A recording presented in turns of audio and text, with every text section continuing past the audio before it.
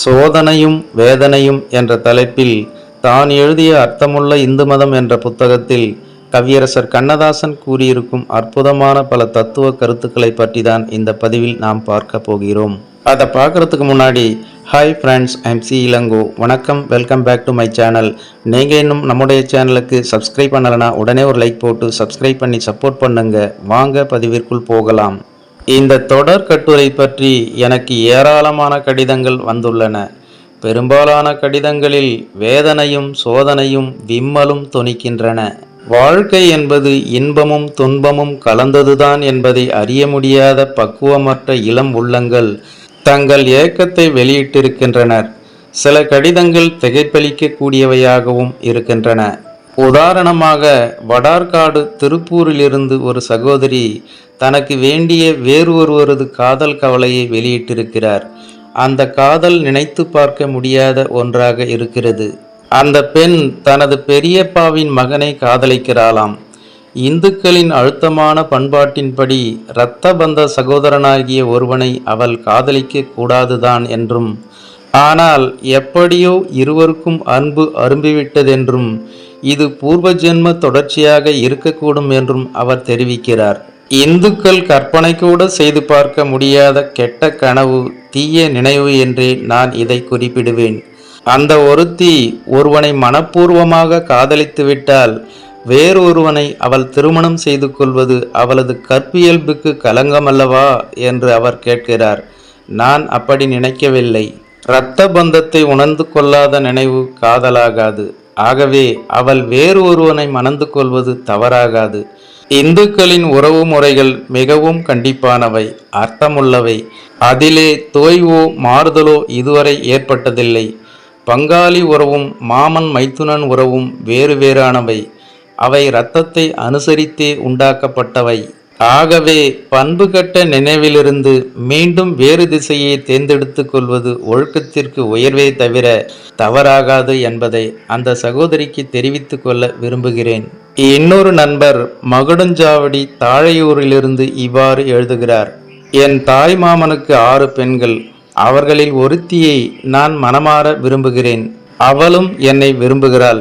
எங்கள் காதலை தங்கள் வார்த்தைகளில் கூற வேண்டுமானால், சரீரத்தின் தாளம் அல்ல, ஆத்மாவின் ராகம்.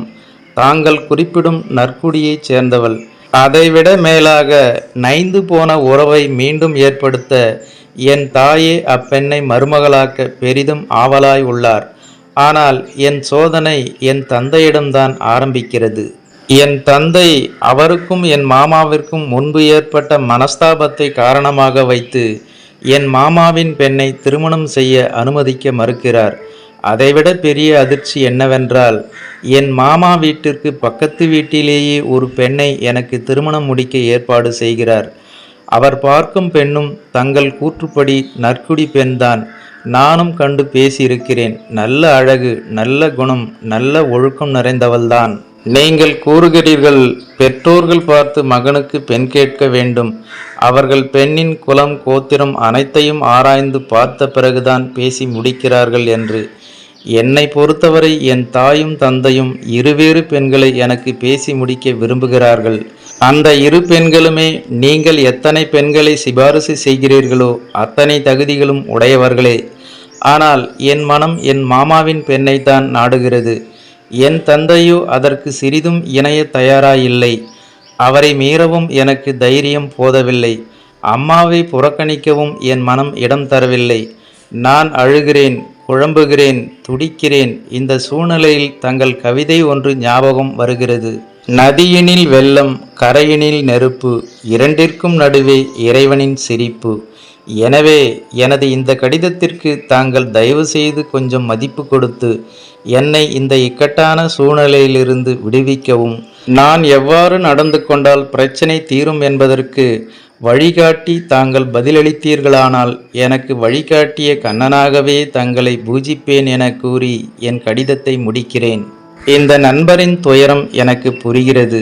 பெற்றோர்தான் பெண் தேடி தர வேண்டும் என்று நான் சொன்னதை ஒப்புக்கொண்டே அவர் தாயும் தகப்பனும் வேறு வேறு பெண்ணை பார்த்தால் என்ன செய்வதென்று கேட்கிறார்.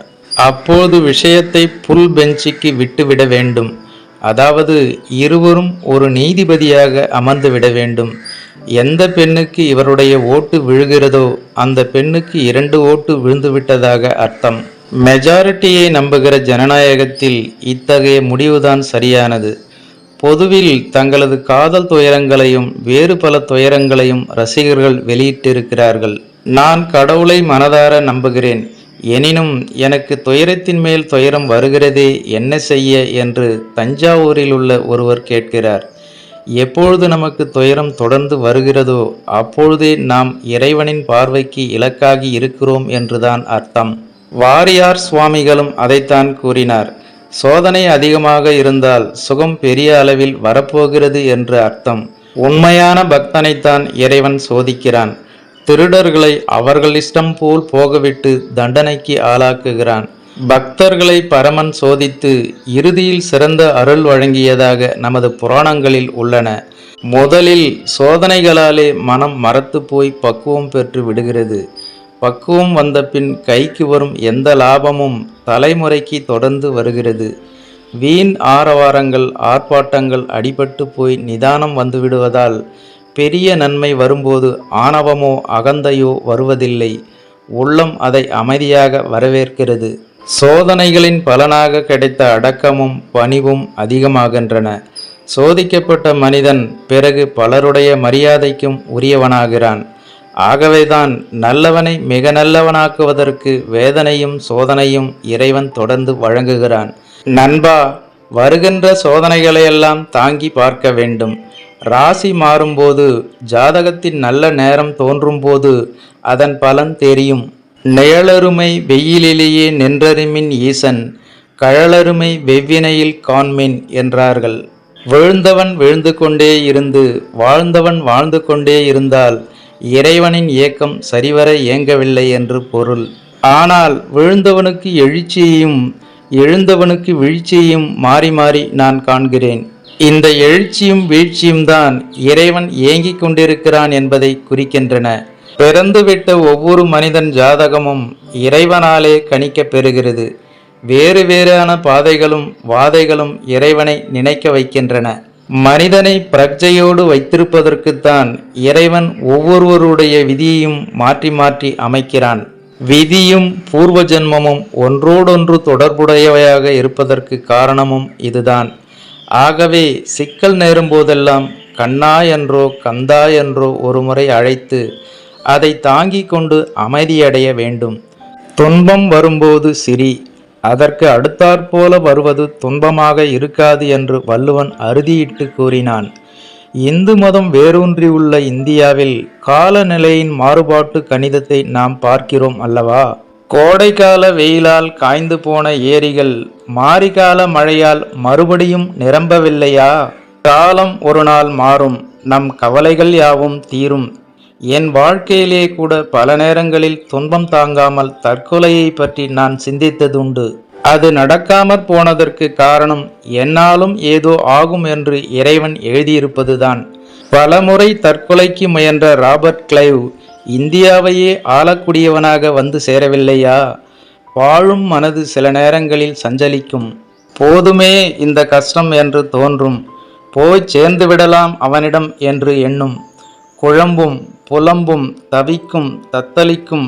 நன்மை கிடைத்தவுடன் வாழ்ந்து பார்க்கலாம் என்ற சபலம் வரும். அது அதிகமாகும் போது வாழ்க்கையை பற்றிய நம்பிக்கையும் வந்துவிடும். அந்த நம்பிக்கையிலேதான் நண்பா சோதனைகளை தாங்கிக் கொள்ள வேண்டும். இறைவன் யாரையும் கைவிட மாட்டான், இது சத்தியம். இவ்வாறு சோதனையும் வேதனையும் என்ற தலைப்பில் தான் எழுதிய அர்த்தமுள்ள இந்து மதம் என்ற புத்தகத்தில் கவியரசர் கண்ணதாசன் கூறியிருக்கும் இந்த ஒரு சுவாரஸ்யமான தத்துவ கருத்துக்களை பற்றி நீங்கள் என்ன நினைக்கிறீர்கள் என்ற உங்களோட கருத்துக்களை மறக்காம கமெண்ட்ல பதிவிடுங்க. மேலும் இதனுடைய தொடர்ச்சியை அடுத்த பதிவில் காணலாம். அதுவரை உங்களிடமிருந்து விடைபெறுவது ஐம் சி இளங்கோ. நன்றி, வணக்கம், வாழ்க தமிழ்.